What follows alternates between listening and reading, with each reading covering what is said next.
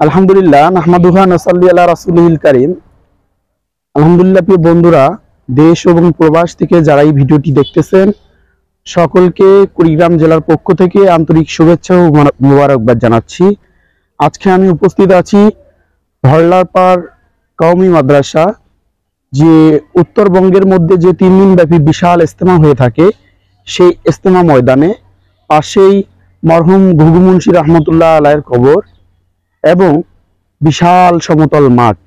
তো আমরা কিছুক্ষণের মধ্যে কুড়িগ্রাম ধরলারপাড়ে যে 3 দিন ব্যাপী আল্লামা ফজলুল করিম রহমতুল্লাহ আলাই জামিয়া ইসলামী ময়দানে যে 3 দিন ব্যাপী ইজতেমা হয়ে থাকে সেই ইজতেমার মাঠটা আপনাদের দেখাবো ইনশাআল্লাহ। তো চলুন মাঠের পুরো অংশ আপনাদেরকে দেখানো যাক। আর এ পর্যায়ে আপনাদের সামনে মাঠের পুরো অংশটুকু সুন্দরভাবে উপস্থাপন করবে আমার ছোট ভাই আব্দুল কাদের। তুমি ওই দিক দিয়ে ওইদিকে আসো। আলহামদুলিল্লাহ, আপনারা দেখতে পাচ্ছেন আসলে মাঠের কাজ হয়েছে। মাঠের কাজ হওয়ায় মাঠের পুরা অংশ এখনো সমতল হয়নি। মাঠটা অনেক নিচু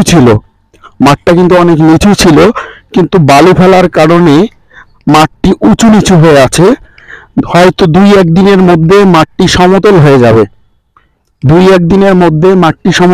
যাবে এবং এই সমতল হওয়ার পর কিন্তু মাঠটি সুন্দর দেখা যাবে।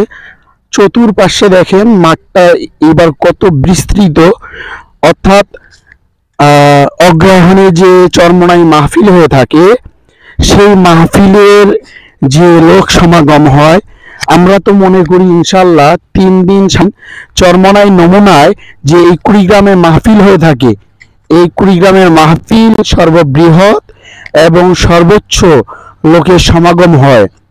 আপনারা পাশে দেখতে পাচ্ছেন ওই যে গেট, ওটাই হচ্ছে মেইন গেট।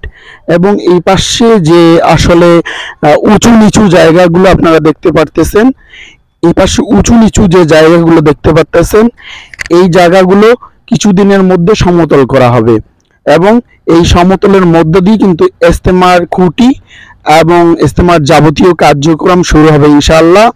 এবং আগামী 18, 19 ও 20 ডিসেম্বর 3 দিন ব্যাপী চরমোনাই নমুনায় যে কুড়িগ্রাম ধরলা ব্রিজ সংলগ্ন আল্লামা ফজলুল করিম রহমতুল্লাহ আলাই জামিয়া ইসলামী মাদ্রাসা ময়দানে যে ইজতেমা হয়ে থাকে, এই ইজতেমা কিন্তু আগামী 18, 19 ও 20 ডিসেম্বর অনুষ্ঠিত হতে যাচ্ছে ইনশাআল্লাহ।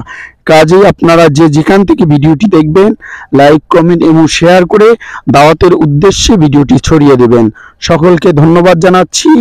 ধরলারপাড় কওমি মাদ্রাসা আল্লামা ফজলুল করিম রহমতুল্লাহ জামিয়া ইসলামী মাদ্রাসা ময়দান থেকে মোহাম্মদ মুখলেসুর রহমান মুকুল।